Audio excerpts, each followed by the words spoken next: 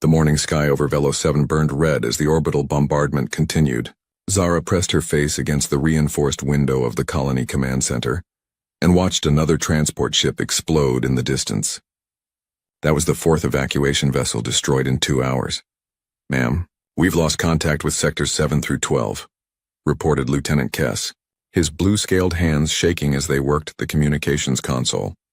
The young Caridian officer's voice cracked with barely controlled fear. "The Thrak forces have broken through the eastern perimeter." Zara nodded grimly. She had expected this. The Thrak Dominion never left survivors when they decided to claim a world. They didn't want the land or the resources. They wanted to send a message to every peaceful species in the galaxy. Submit or die. "How many civilians are still in the evacuation centers?" she asked. "Approximately 40,000, ma'am. Mostly families with young offspring." 40,000. Zara closed her eyes. 3 days ago, New Carida had been home to nearly 200,000 colonists. They had built schools and hospitals, farms and parks. Children had played in the streets while their parents worked in the research facilities that made this colony famous throughout the sector. Now those streets ran with the blood of the innocent. "Ma'am, incoming transmission from the Thrak flagship," announced Sergeant Vex from the tactical station. "Put it through." The main screen flickered to life, revealing the scarred face of Commander Verex. The Thrak's red eyes gleamed with satisfaction as he looked at the devastation his forces had wrought. His species looked like walking nightmares, tall, heavily armored beings with razor-sharp claws and teeth designed for tearing flesh. "Administrator Zara," Verex spoke in accented but clear Caridian. "Your resistance has been amusing, but it ends now. Surrender your remaining forces and I will make their deaths quick." "We've done nothing to your people," Zara replied, fighting to keep her voice steady. "This is a peaceful research colony. We have no military installations, no weapons of significance. Why are you doing this?" Verex laughed, a sound like grinding metal. "Because you exist. Because your weakness offends us. Because when others see what happens to those who refuse to kneel before the Dominion, they will learn proper respect." The transmission ended. Silence filled the command center. Outside, another explosion lit up the darkening sky. Zara could hear the distant sound of weapons fire getting closer. "Ma'am," Lieutenant Kess whispered. "What are your orders?" Zara stared at the tactical display. Red markers showed Thrak forces advancing from all directions. Their own defensive positions were marked in blue, and there were so few of them left. The colony's security force had been designed to handle minor disputes and wildlife incidents, not a full-scale military assault from one of the galaxy's most feared civilizations. She thought of the children huddled in the evacuation shelters. She thought of the families who had trusted her to keep them safe.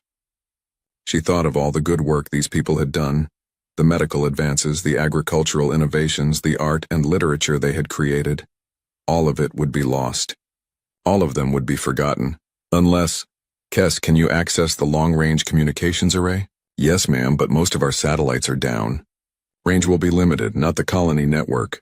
The Deep Space Emergency Beacon." Lieutenant Kess looked confused. "Ma'am, that system is designed for ship-to-ship distress calls. The power requirements to broadcast on a galactic scale would drain our entire remaining power grid." "Do it." "But ma'am, if we use all our power for the transmission, we'll lose life support, defensive systems, everything. The command center will go dark." Zara nodded. "I know. But maybe, just maybe, someone out there will hear us." Kess hesitated. "Ma'am, with respect, every major power in the galaxy knows about the Thrak Dominion. No one challenges them. No one ever has. They're too strong, too ruthless. Even if someone receives our signal, they won't come." "Maybe," Zara said quietly, "but we have to try. These people deserve that much."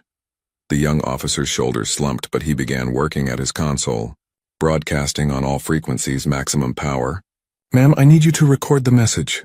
Zara took a deep breath. Around her, the command staff continued their work with quiet professionalism, even as they all knew they were sending their final message to a universe that had already written them off.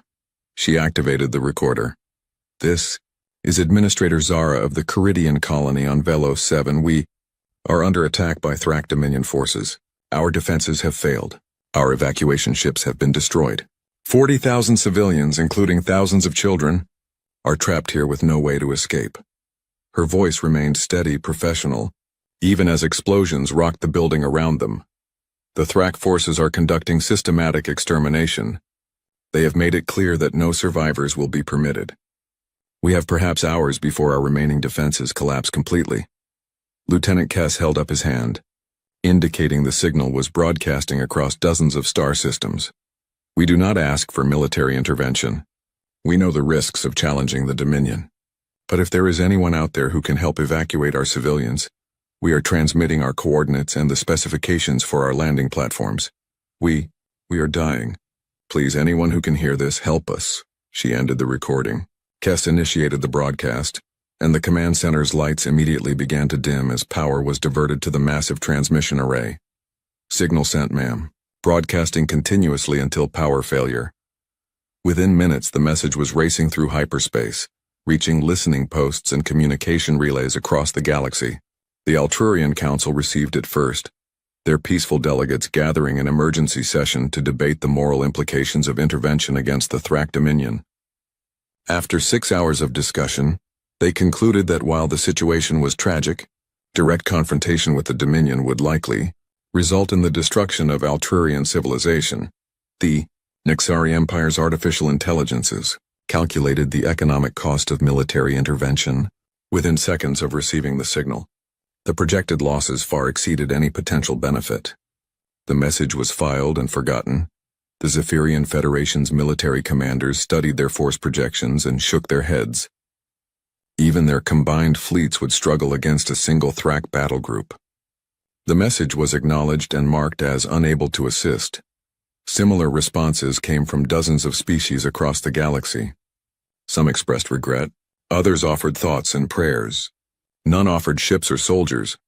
But in a remote sector of space far from the established trade routes and political centers of galactic civilization, a small exploration vessel received the transmission. The ship was called the Meridian, and it belonged to a species that had only recently developed faster-than-light travel, a species that knew nothing of galactic politics or the Thrak Dominion's fearsome reputation. Captain Sarah Chen listened to the message 3 times, her jaw tightening with each repetition. Around her, the bridge crew of the human vessel exchanged grim looks. Helm. Set course for Velo 7 maximum speed, Chen ordered. Captain, her first officer said quietly, we don't know anything about this situation. Maybe we should contact Earth Command first. Chen shook her head. People are dying, Commander. We'll figure out the politics later. The Meridian turned toward the Velo 7 system, its crew unaware that they were about to make first contact with a galaxy that was about to learn what humans meant by helping others. The Meridian dropped out of hyperspace at the edge of the Velo 7 system, and Captain Sarah Chen immediately knew they were too late to prevent a massacre. The tactical display showed 17 Thrak warships in orbital formation around the planet, their weapons systematically destroying anything that moved on the surface below. Jesus Christ, whispered Lieutenant Torres from the sensor station. Captain, I'm reading massive energy discharges across the planet. Multiple cities are on fire. Chen gripped the armrests of her command chair as she watched the destruction unfold. This was humanity's first glimpse of alien civilization, and they were witnessing genocide. Communications, try to raise the colony, she ordered. No response from the main frequencies, Captain, but I'm picking up weak signals from what appears to be emergency shelters. The transmission it's the same distress call we received, but much weaker now. They're still alive down there. Chen turned to her weapons officer. Lieutenant Park, what's our tactical situation? Park consulted his displays. We're badly outnumbered, Captain. 17 ships to our 1. The alien vessels are significantly larger than us, and their energy signatures suggest they're heavily armed. Can we fight them? Park hesitated. The Meridian was an exploration vessel, not a warship. But like all human ships venturing into unknown space, it carried defensive weapons and reinforced armor plating. Captain, we might be able to take on 1 or 2 of their ships, but 17... I didn't ask if we could win, Chen interrupted. I asked if we could fight them. Yes, ma'am. We can fight, Chen nodded. Then we fight. Communications. Open a channel to the alien fleet. The main screen flickered to life, showing the bridge of the Thrak flagship. Commander Varex appeared, his scarred face twisting into what might have been amusement as he saw the humans for the first time. What curious creatures you are, Varex said in heavily accented English. which his ship's computers had learned from intercepted human communications. So small, so primitive. I am Commander Varix of the Thrak Dominion. You will turn your vessel around and leave this system immediately. This is Captain Sarah Chen of the Earth vessel Meridian. Chen replied calmly. We received a distress call from this colony. Cease your attack on the civilian population immediately and withdraw your forces. Varix laughed, the sound causing several of his bridge officers to join in. You dare give orders to the Dominion? Your tiny ship against my fleet? You are either very brave or very stupid. Probably both, Chen admitted. But those people down there asked for help, and we're going to give it to them. Last warning, Commander. Withdraw your forces. I think not. Perhaps watching your ship burn will provide entertainment for my crews. Varix gestured to one of his officers. Destroy them. 3 Thrak destroyers broke formation and moved toward the Meridian. Each ship was nearly 3 times the size of the human vessel, their hulls bristling with weapon systems. Captain incoming vessels, reported Torres. They're powering weapons. Chen looked at her crew. These were explorers, scientists, and diplomats. They had signed up to make contact with alien civilizations and expand human knowledge of the galaxy. None of them had expected to fight a war, but when she looked at their faces, she saw determination instead of fear. They had all heard the Caridian distress call. They all knew what was at stake. All hands, battle stations. This is not a drill. The Meridian's engines roared to full power as the human ship accelerated toward the approaching Thrak vessels. It should have been suicide. By every measure of military logic, the humans were outgunned, outnumbered, and completely outmatched. But the Thrak had made one crucial error in their assessment. They assumed that the humans would fight like every other species they had encountered, with caution, following established military doctrine, attempting to minimize their own losses while engaging the enemy. They were completely unprepared for what happened next. Instead of retreating or attempting evasive maneuvers, the Meridian charged straight at the lead Thrak destroyer. At the last possible moment, the human ship rolled and fired its main weapons at point-blank range, targeting the destroyer's weapon systems rather than its heavily armored hull. The Thrak shields, designed to absorb energy weapons at long range, were overwhelmed by the concentrated fire. Explosions rippled across the destroyer's hull as its own ammunition stores detonated, but the humans weren't finished. As the damaged Thrak ship tried to withdraw, Lieutenant Park targeted its engines with a spread of kinetic projectiles. Simple chunks of metal accelerated to tremendous velocity. The Thrak had never encountered such primitive weapons, and their shields were completely ineffective against them. The destroyer's engines exploded, leaving it drifting helplessly in space. One down, Chen announced calmly. The second Thrak ship opened fire, its energy beams searing across the Meridian's hull. Damage reports flooded in from all sections, but the human ship kept fighting. Instead of trying to match the Thrak vessel beam for beam, Chen ordered a ramming maneuver. Captain, we can't survive a direct collision, shouted her first officer. We're not going to collide, Chen replied. We're going to get close enough to use our emergency charges. The Meridian dove toward the second destroyer, absorbing tremendous damage as Thrak weapons tore into its hull. At the last second, the human ship veered away, but not before releasing a spread of mining charges. Explosive devices designed for asteroid mining, now repurposed as weapons. The charges detonated against the Thrak ship's hull, punching through armor that had been designed to withstand energy weapons but not high explosive charges.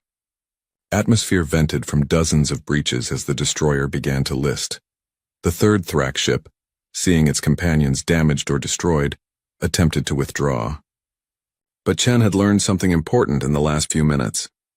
The Thrak ships were powerful but slow to maneuver. Their tactics relied on overwhelming firepower at long range. The humans had no intention of fighting at long range.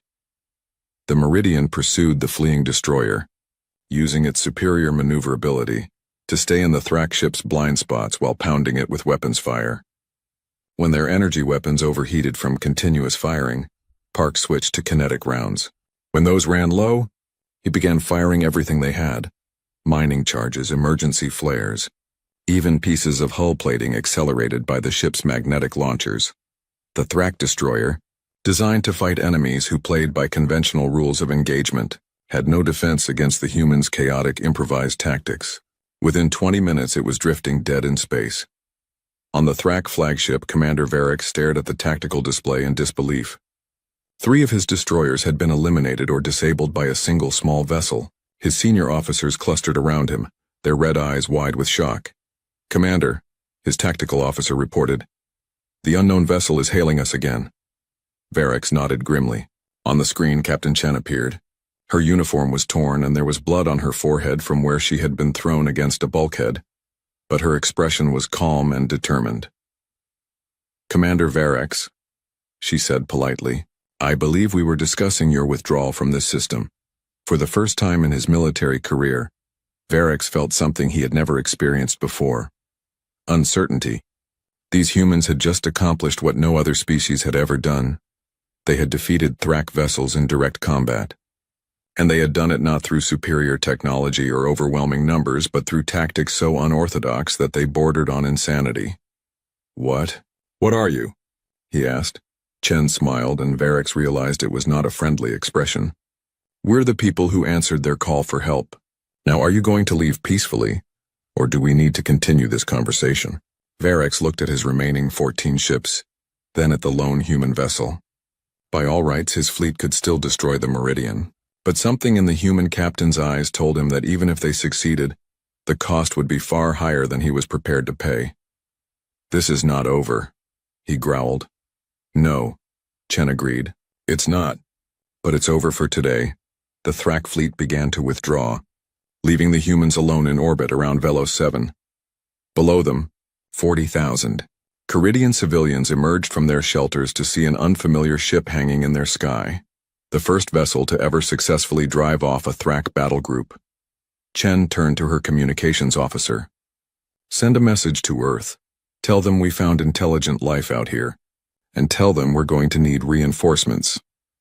Admiral Rodriguez stood on the bridge of the UES Washington, watching as more human ships dropped out of hyperspace around Velos 7.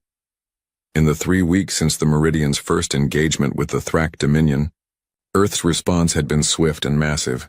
47 ships now formed humanity's first interstellar battle fleet. "Admiral, we're receiving a priority transmission from Earth Command," reported Lieutenant Commander Kim. "Put it through." The familiar face of Admiral Hayes appeared on the screen. "Rodriguez, I trust you've reviewed the intelligence reports from Captain Chen's encounter?" "Yes, sir. The Thrak appear to rely heavily on long-range energy weapons and conventional fleet tactics. They weren't prepared for close-quarters combat or unconventional weapons?" "Good. What's the status of the Caridian evacuation?" Rodriguez glanced at the tactical display. "Nearly complete, sir. The civilians are being relocated to 3 different star systems, with security detachments for protection. But Admiral, the Caridians are convinced the Thrak will return in greater numbers." Hayes nodded grimly. "Intelligence agrees. We've intercepted communications indicating the Dominion is marshalling a significant fleet. This won't be 3 destroyers next time." "Sir, with respect, our orders were to evacuate the civilians. Mission accomplished. Perhaps it's time to withdraw before this escalates further." Hayes was quiet for a moment. "Michael, how many species do you think the Thrak have wiped out over the centuries?" "According to Caridian records, at least 17 confirmed extinctions. 17 entire civilizations.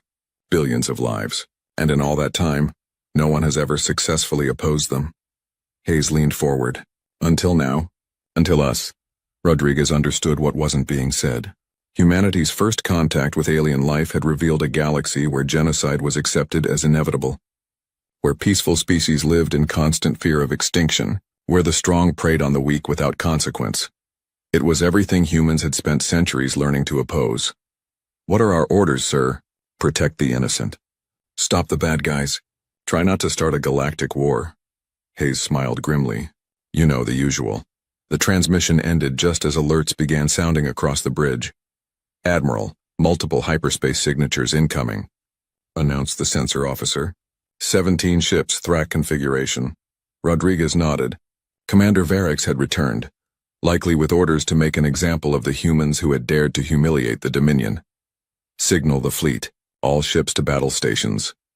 The Thrak fleet emerged from hyperspace in perfect formation, 17 heavy cruisers arranged in a classic battle line. On the flagship's bridge, Commander Varric studied the human deployment with satisfaction. 47 ships was an impressive number, but most appeared to be converted civilian vessels hastily armed for combat. "Open a channel to the human fleet," Varex ordered. Admiral Rodriguez appeared on the screen, his weathered face showing no emotion as he regarded the Thrak commander. "Admiral Rodriguez," Varex began, "I am impressed that your species could gather so many ships so quickly. But this ends today. Withdraw your forces and we will content ourselves with destroying only the Caridian colony. Refuse and we will hunt down every human ship in the galaxy." "Counteroffer," Rodriguez replied calmly. "You leave now and we let you go home to tell your bosses that this sector is under human protection." Varex laughed. "Protection? You are outnumbered and outgunned. Your small ships cannot stand against Dominion battle cruisers." "Maybe not," Rodriguez admitted. "But Commander, you're making the same mistake you made 3 weeks ago. You're assuming we're going to fight fair." Before Varex could respond, the human fleet scattered.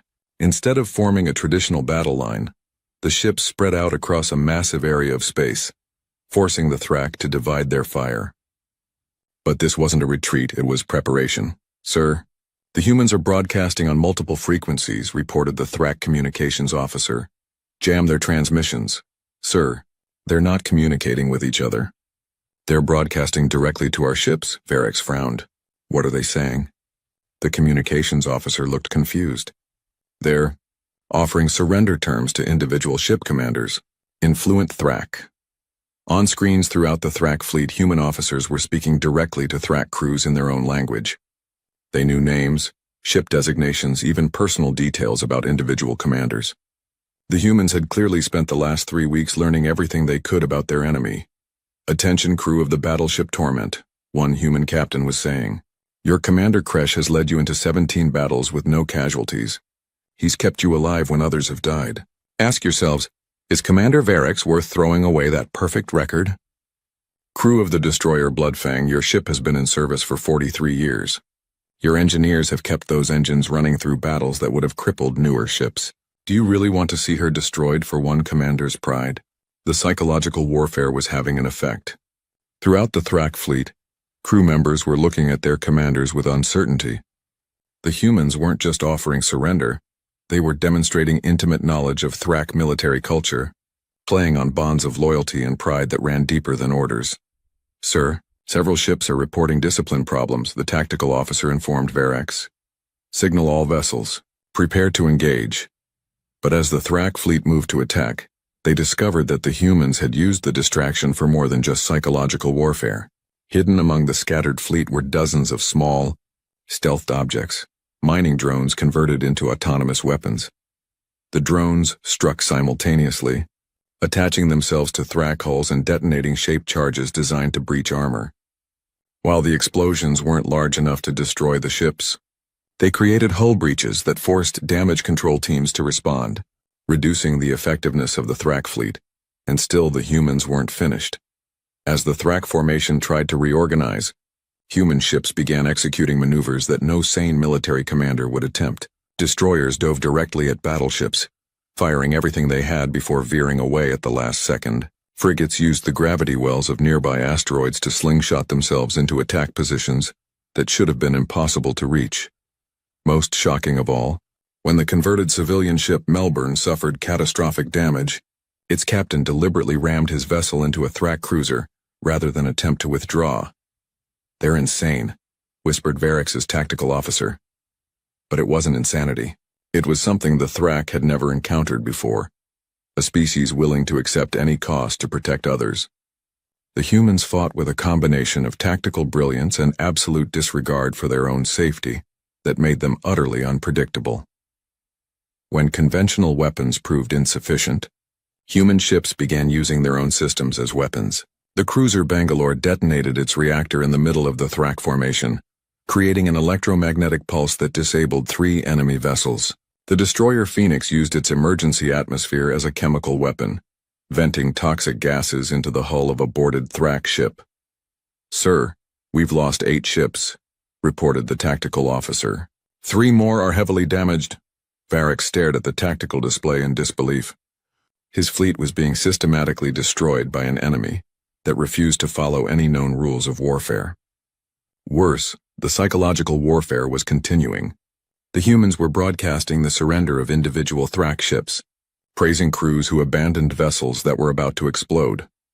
"Commander," his communications officer announced, "the human admiral is requesting to speak with you." Varix nodded grimly. On the screen, Admiral Rodriguez appeared, his uniform still immaculate despite the chaos of battle. "Commander Varix, I'm prepared to accept your surrender." "Surrender? You've lost 12 ships to our 8. "Yes, but you're going to lose the rest of your fleet in the next 20 minutes, Rodriguez replied matter-of-factly. "My people have analyzed your tactics, your technology, and your psychology. We know exactly how to beat you." "Impossible. No species has ever defeated the Dominion in open combat. No other species ever had a reason to learn how." Rodriguez leaned forward. "Commander, we've been fighting wars on our homeworld for thousands of years. We've had to learn every dirty trick, every desperate gambit, every impossible strategy just to survive. And now we're using all of that experience to protect people who can't protect themselves." Varix looked around his bridge. His officers were staring at the tactical display, watching as human ships continued their relentless, chaotic assault. Half his fleet was gone, and the humans showed no signs of stopping. "What do you want?" he asked finally. "Simple. You leave this sector and never come back. You tell your superiors that humanity is now protecting this region of space, and you spread the word that any species that commits genocide will have to answer to us. The Dominion will never accept such terms." Rodriguez smiled coldly. "Then the Dominion will learn what happens when you threaten innocent people under our protection." The transmission ended, leaving Varix alone with his remaining ships and a terrible realization. The humans weren't just defending the Caridians. They were declaring themselves the guardians of every peaceful species in the galaxy.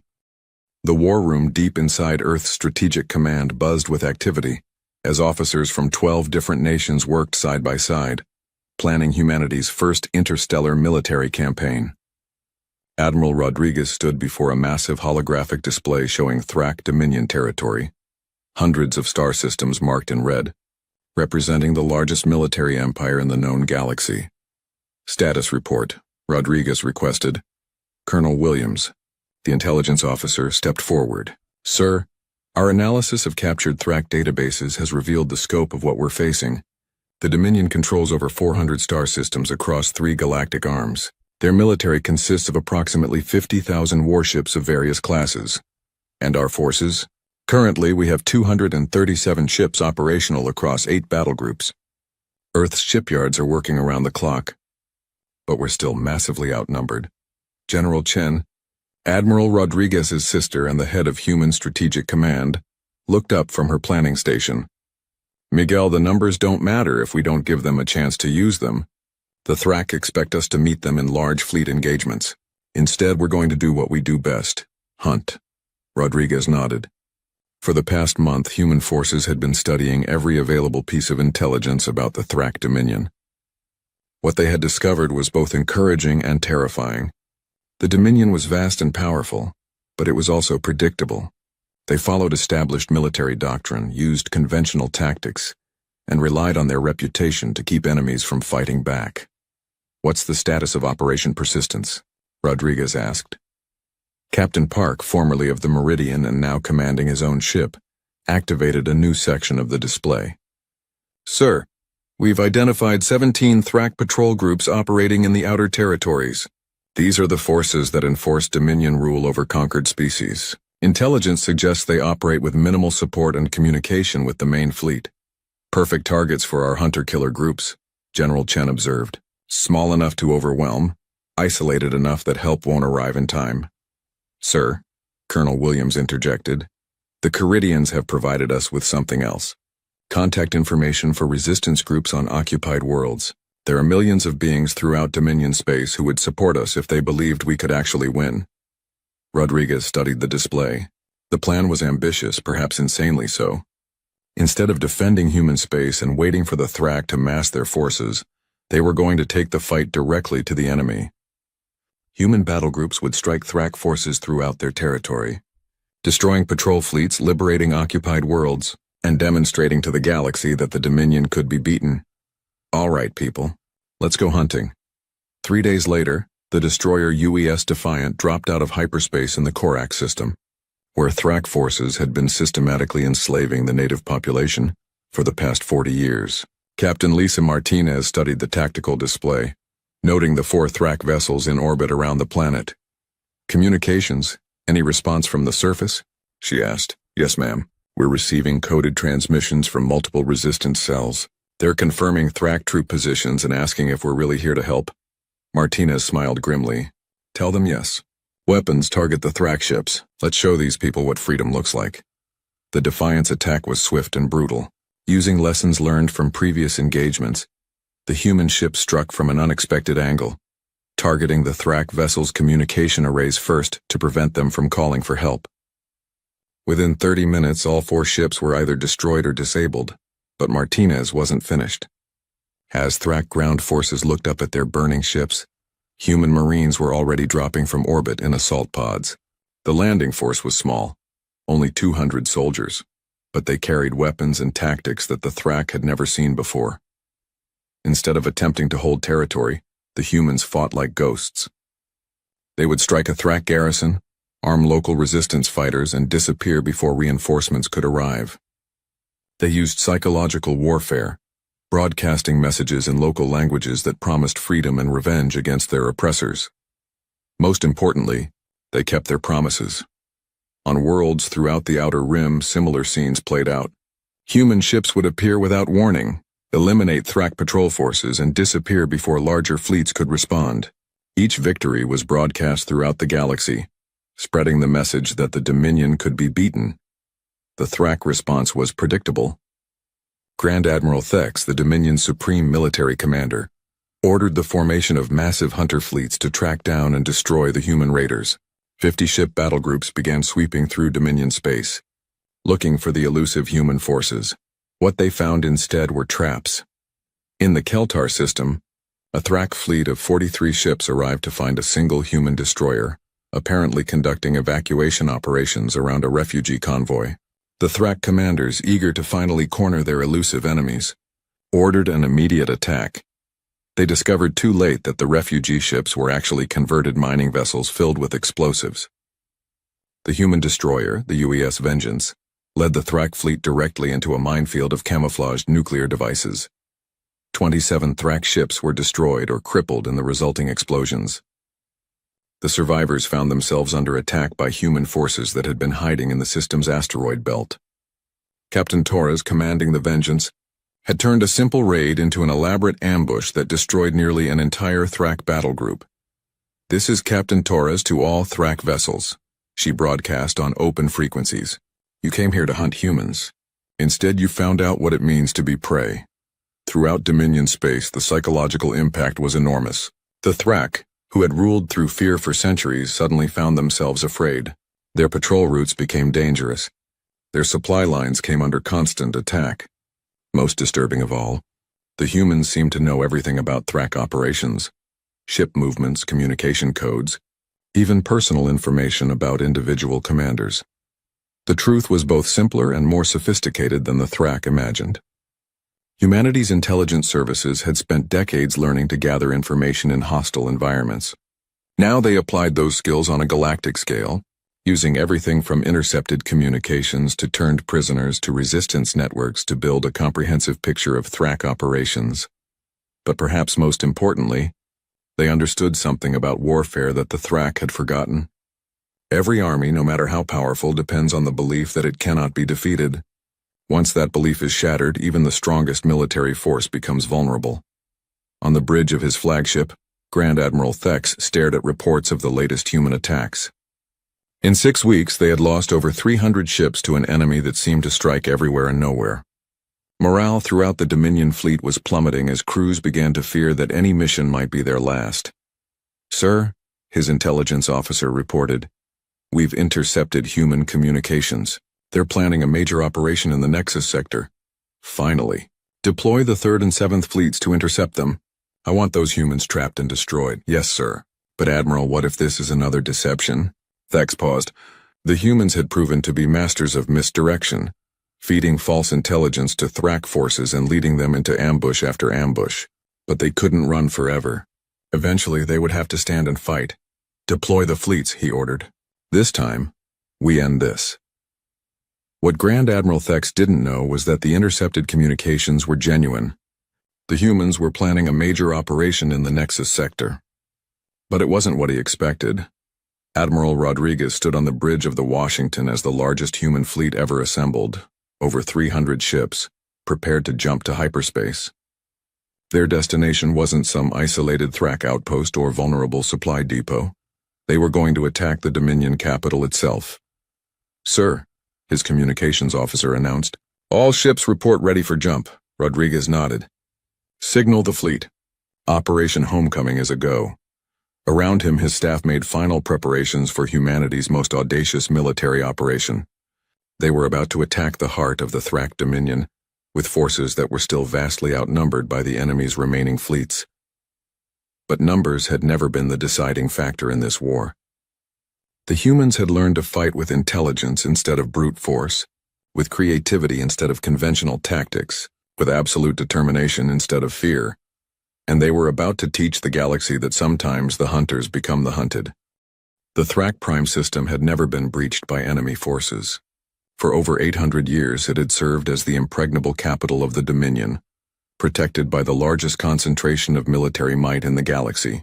50,000 ships of the Thrak Imperial fleet surrounded the homeworld, their dark hulls forming concentric spheres of destruction around the planet below. Grand Admiral Thex stood in the command center on Thrak Prime's largest moon, watching the defensive displays with satisfaction. Every major warship in the Dominion had been recalled to defend the capital. The humans might have succeeded in their hit-and-run tactics throughout the outer territories, but here they would face the full might of Thrak military power. "Admiral, we're detecting hyperspace disturbances at the system's edge," reported his sensor officer. "How many ships?" "Approximately 300, sir." "The entire human fleet?" Thex allowed himself a predatory smile. "Finally. They've decided to come to us instead of making us chase them across the galaxy." He turned to his communications officer. "Signal all fleet commanders. The humans have made their last mistake." On the bridge of the UES Washington, Admiral Rodriguez watched the massive Thrak fleet begin to move into attack formation. The tactical display showed an overwhelming concentration of firepower, enough ships to conquer entire star systems, all focused on the destruction of humanity's expeditionary force. "Admiral, we're receiving a transmission from the Thrak flagship," reported Lieutenant Commander Kim. "Put it through." Grand Admiral Thex appeared on the screen, his scarred face displaying absolute confidence. "Admiral Rodriguez, I admit I am impressed. Your species has fought more effectively than any enemy we have faced in centuries. But this ends now. You are outnumbered over 100 to 1. Surrender, and I will ensure your deaths are swift." "Counteroffer," Rodriguez replied calmly. "You surrender your entire fleet, abdicate your government, and begin reparations to every species you've wronged. In return, we'll let you live." Thex laughed, a sound like grinding stone. "You are either insane or possess information I do not. Which is it, human?" "Both," Rodriguez admitted. "We're insane enough to attack the most heavily defended system in the galaxy. And yes, we do possess information you don't." "Such as?" Rodriguez smiled coldly. "We know how to turn your greatest strength into your greatest weakness." The transmission ended, leaving Thex puzzled but unconcerned. Whatever tricks the humans had used in the outer territories, they were meaningless here. Numbers would tell, as they always had. "All ships commence attack," he ordered. The Thrak fleet surged forward, 50,000 ships moving in perfect synchronization. It should have been the most one-sided battle in galactic history. Instead, it became the most sophisticated psychological warfare operation ever conceived. As the Thrak fleet closed to weapons range, human ships began broadcasting on thousands of frequencies simultaneously. But these weren't surrender offers or propaganda messages. They were communications addressed to individual Thrak commanders, using names, service records, and personal details that should have been impossible for the humans to possess. "Captain Vrock of the battleship Dominator," one human voice was saying. "Your son graduates from the Imperial Naval Academy next month. He's been assigned to the destroyer Vengeance. Right now, that ship is in the third attack wave, approximately 12 minutes from contact with our forces. Commander Zeth, your sister commands the medical frigate Healing Claw. According to our intelligence, she's currently treating wounded from our previous engagements. Ask yourself, Do you really want to turn this battle into a massacre that might claim her life? Throughout the Thrak fleet, individual commanders were hearing intimate details about their families, their friends, their personal histories. The humans had somehow obtained complete psychological profiles of thousands of Thrak officers, and they were using that information with surgical precision. But the psychological warfare was only the first part of the human plan. "Sir, we're detecting massive energy signatures from the human fleet," reported the Thrak sensor officer. "They're powering weapons systems I don't recognize." "What kind of weapons?" "Unknown, sir. The energy patterns don't match anything in our databases." What the Thrak didn't realize was that the humans weren't preparing to fire weapons at all.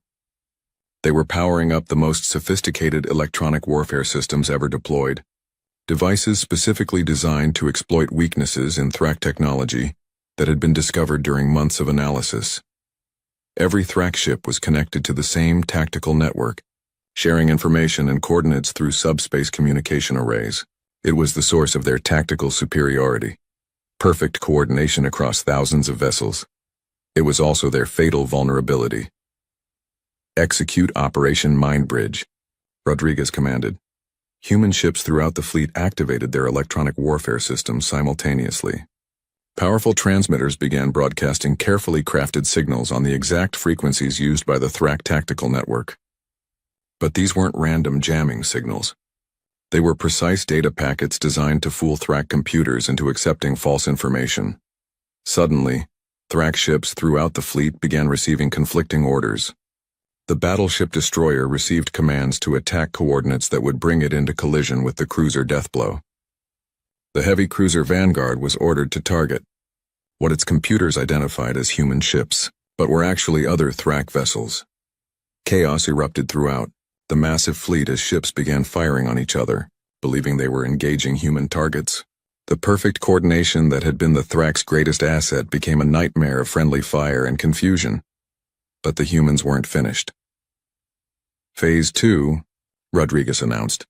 As the Thrak fleet descended into chaos, human ships began broadcasting new messages. But these weren't aimed at individual commanders. They were surrender offers directed at entire ship crews, transmitted in local Thrak dialects and coded with authentication signals that marked them as official Dominion communications. "Attention crew of the Bloodfang, this is Fleet Command. Admiral Thex has been killed in action. You are ordered to surrender to human forces immediately. All ships in Battle Group 7. This is Admiral Kresh. I am assuming command of the fleet. Cease fire and prepare to implement surrender protocols." The messages were completely fabricated, but they appeared authentic to Thrak communication systems. Throughout the fleet, individual ships began lowering their shields and powering down weapons, believing they were following legitimate orders from their superiors. "Sir, multiple ships are reporting surrender," the Thrak sensor officer announced in confusion. "Nearly a third of the fleet has ceased combat operations." Grand Admiral Thex stared at the tactical display in growing horror. His perfect fleet was disintegrating before his eyes, not from superior firepower but from confusion and deception. The humans had turned the Thrak's own communication systems against them, creating a cascade of false orders and contradictory information that was destroying fleet cohesion. "Override all communications," he ordered desperately. "Signal all ships to ignore previous orders and engage the human fleet directly." But it was too late. The damage was done. The Thrak fleet, which had begun the battle with overwhelming numerical superiority, was now scattered and disorganized. Thousands of ships were drifting powerless, their crews convinced they had received legitimate surrender orders. Others continued to fire on vessels they believed were human, but were actually their own allies. And throughout it all, the actual human fleet remained largely untouched, using the chaos to pick off isolated Thrak vessels with surgical precision. "Admiral," Rodriguez's communications officer announced, "we're receiving a transmission from the Thrak flagship." Thex appeared on screen again, but now his confidence was gone. Behind him, the Thrak command center was in chaos as officers tried desperately to regain control of their scattered fleet. "What have you done?" Thex demanded. "We've shown the galaxy that the Thrak Dominion was built on fear, not strength," Rodriguez replied. "Your empire only existed because no one believed it could be beaten. Now everyone knows it can. This is not over, human. Even if you destroy this fleet, there are other worlds, other armies." Rodriguez shook his head. "No, Admiral. It's over. Your own communications networks are broadcasting the news of this battle throughout Dominion space. Every species you've oppressed is watching their oppressors destroy themselves. Every peaceful civilization is seeing that they don't have to be afraid anymore. He leaned forward. The Thrak Dominion ends today. The question is whether it ends with your surrender or your destruction. Thex looked around his command center one last time. Reports were flooding in from throughout Dominion space. Rebellions had erupted on dozens of worlds. Entire sectors were declaring independence.